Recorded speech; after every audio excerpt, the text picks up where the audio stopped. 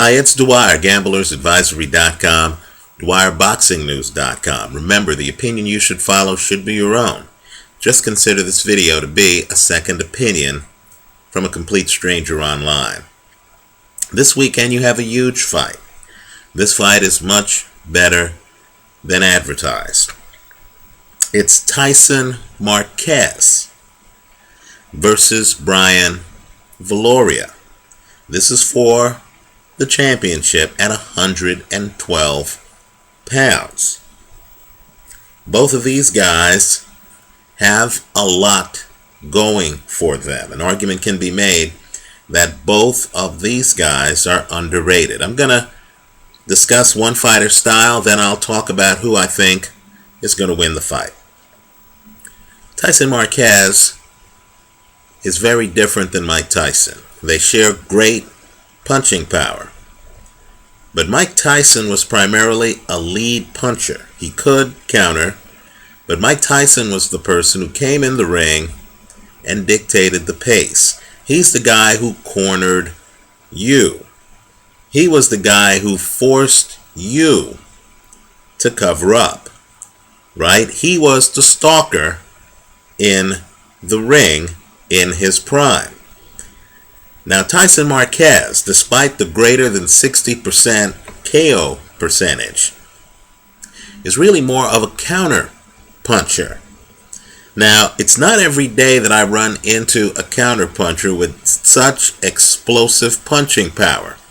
He does have a huge punch, but he actually is waiting for you to throw so he can block your punch and come in with his, right? And he's a southpaw. He's very patient. Even though he has early knockouts on the dossier, he'll actually wait for you to open up a little bit before he explodes, right? So, unlike Mike Tyson, this Tyson can actually fight on his back foot, right? He'll actually have a fighter like a Nika Concepcion stalking him around the ring, even though he has the 60% KO percentage, and he'll wait for that fighter to slip up before he blocks a punch, comes in with dynamite, right? Now let me just say, I think Tyson Marquez is underrated. He's shrewd. He's actually a hitter who can box you. He truly is a boxer puncher. But I'm taking Brian Viloria in this fight. Might sound crazy, but Brian Viloria, in my opinion, is special. Right? He does certain things that are hard to explain. Let's talk about his defense. You know you're fighting an excellent defensive fighter. I'm going to turn to the side at the risk of looking completely silly.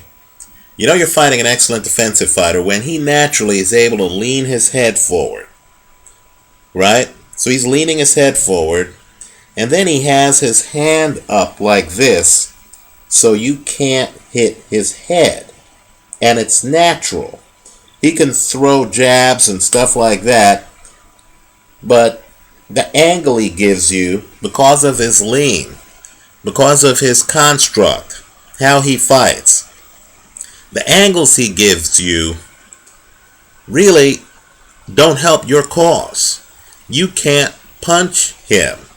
He's so tight that he's able to come inside and do things that only a guy with a defensive shell can do, right? He has a much tighter defensive shell than the guys who Tyson Marquez has fought.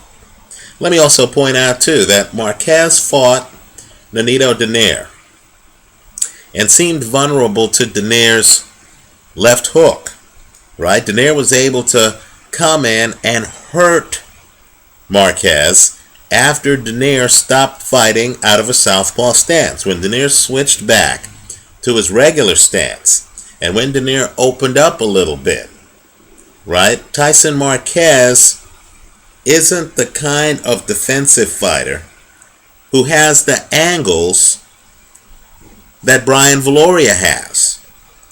So whereas Viloria just naturally has his head hidden, right? And that's what boxing's really all about. Finding ways to hide yourself in the ring during combat. Tyson Marquez doesn't have that. He's not as good defensively. So Dwyer was able to knock him down multiple times. Let me also point out too that when you see the first Concepcion fight and you look at, I believe it's the second round, you're going to see a sequence that the referee incorrectly called a slip, where Concepcion hurts Marquez, and Marquez couldn't grab him. He lost his balance. He was badly hurt. He hits the canvas. Now, the same thing happened in the Dwyer fight. I believe it's in the 5th round, where Tyson Marquez gets hit flush, right? That's one of the problems. He's getting hit flush. He gets hit flush. He's badly hurt. He tries to grab Dwyer. Dwyer jumps back. Marquez ends up grabbing his trunks instead, trying to hold himself up, right? My point to you is simply, I don't believe that Marquez, who's accustomed to doling out punishment, really operates that well when he's badly hurt. I don't think he knows how to tie you up that well, right? This is that odd fight where I believe the guy with the bigger punch, Marquez, is going to be on his back foot. And Viloria is going to be coming forward, as he did against Giovanni Segura. He's going to be doling out all kinds of punishment. And I don't believe Marquez is going to be able to find him. And Viloria is the kind of guy, technician, who if he figures out that he can land a punch with regularity, if he figures out, like Dwyer figured out, that he could land that left, and he could lead with the left and land the left and load up on the left hand and hurt Marquez, then he's going to start to play an in and out game where he comes in, throws leather, backs out, and Marquez can't tie him up. This is a dangerous fight. These two men are champions. I like Brian Viloria in the fight. Let me just say, I would hedge the play with Marquez by KO. Keep in mind, Marquez is a knockout puncher. But in terms of just technique, I just believe that Viloria's defense is better than Marquez's. As you look at films of the two, and I have several of their fights on my channel page right now, you'll actually notice that Viloria is just gifted defensively, right? And it doesn't always lead to a lot of excitement on the film. But understand, you get two fighters together, and one guy just knows how to hide himself in the ring while he's doling out punishment. And the other guy's on his back foot. He's not suffocating Viloria, imposing pace on Viloria. So Viloria should be able to do what he normally does. Then to me, that's a recipe for disaster for Marquez. Let me also say too, that I've placed on my page a fight that Viloria lost. Viloria, very tired.